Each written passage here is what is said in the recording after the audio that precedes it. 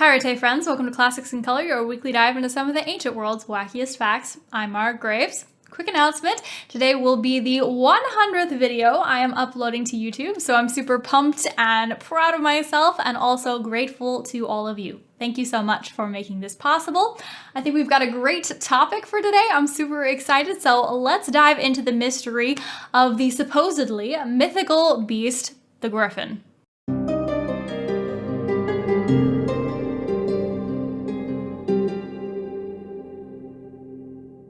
I recently finished an amazing book entitled The First Fossil Hunters by Adrian Mayer.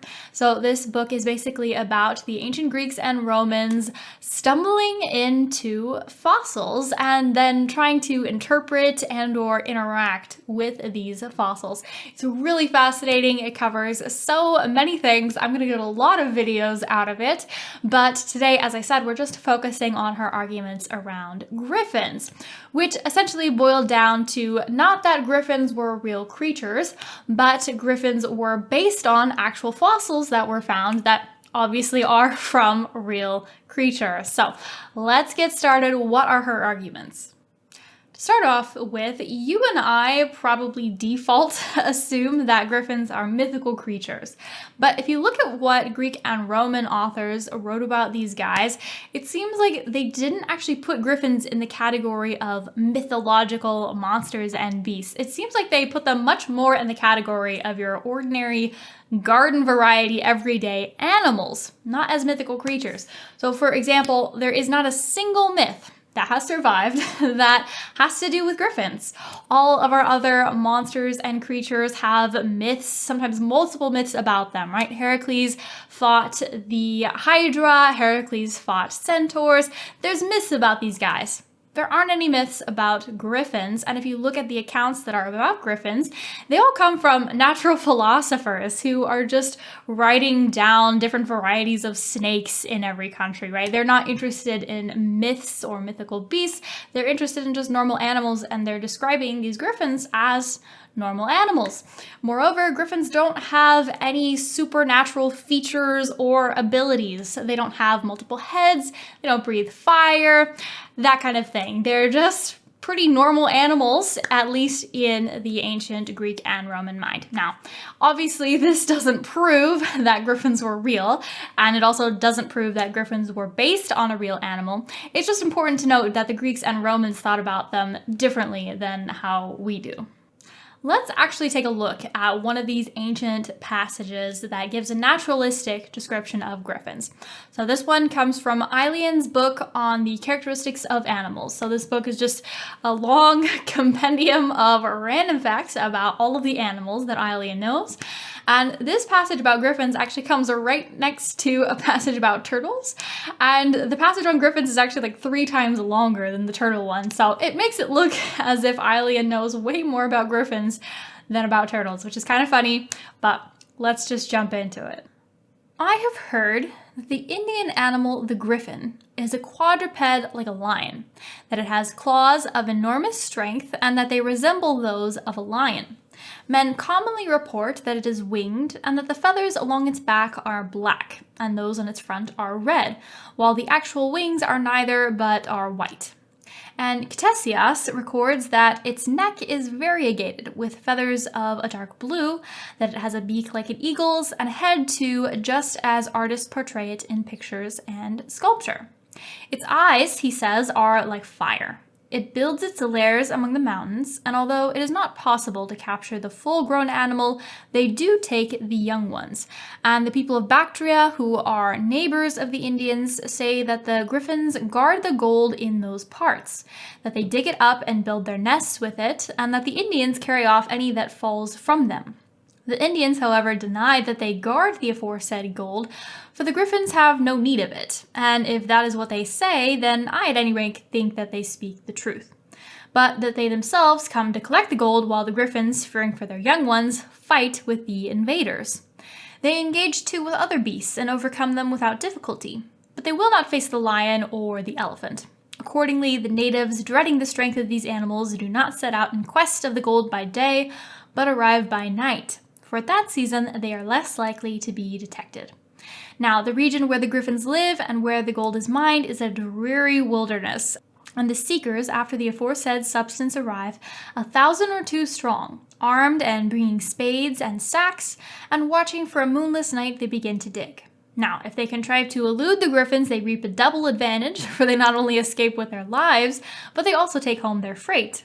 And when those who have acquired a special skill in the smelting of gold have refined it, they possess immense wealth to requite them for the dangers described above.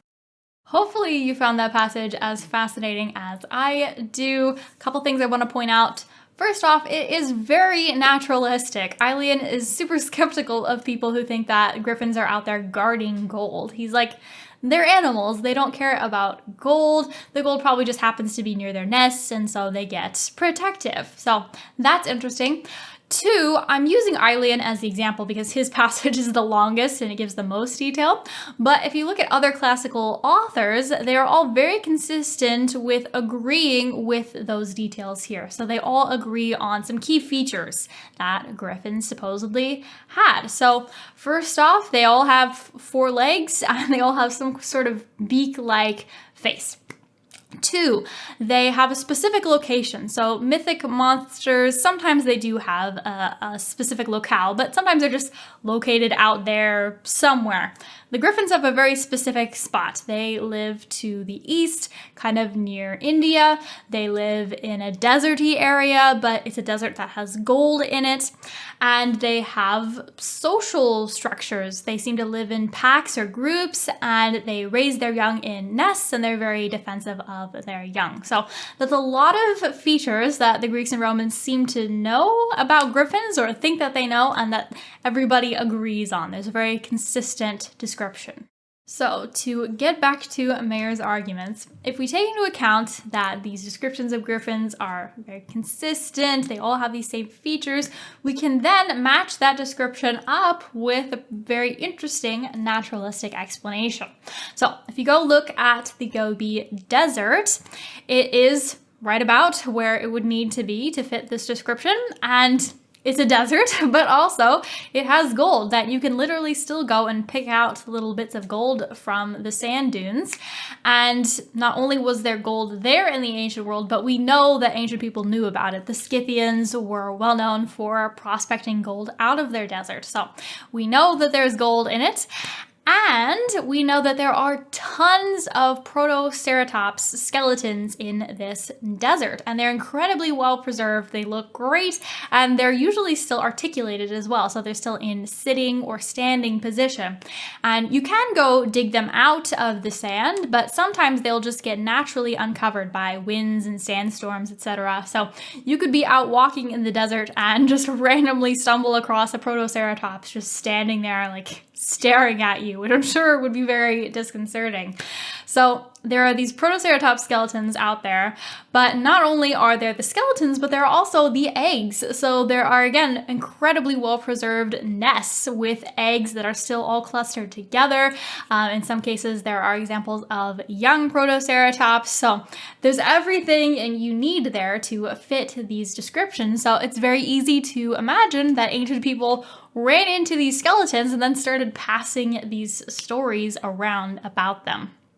So Mayer's argument is that people saw these 4-legged bird-like things and had a healthy respect for them and are also really intrigued by them, and griffins became an incredibly popular motif in ancient art.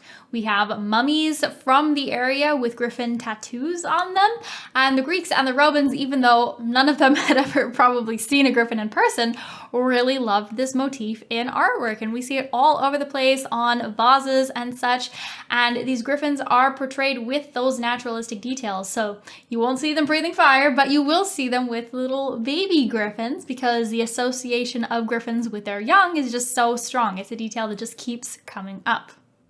So what do you think? Are you convinced by this? I think I am. I think it makes sense and it's really cool. So I'm gonna go with yes, griffins were based on these protoceratops skeletons, but I'm happy to hear all of your thoughts.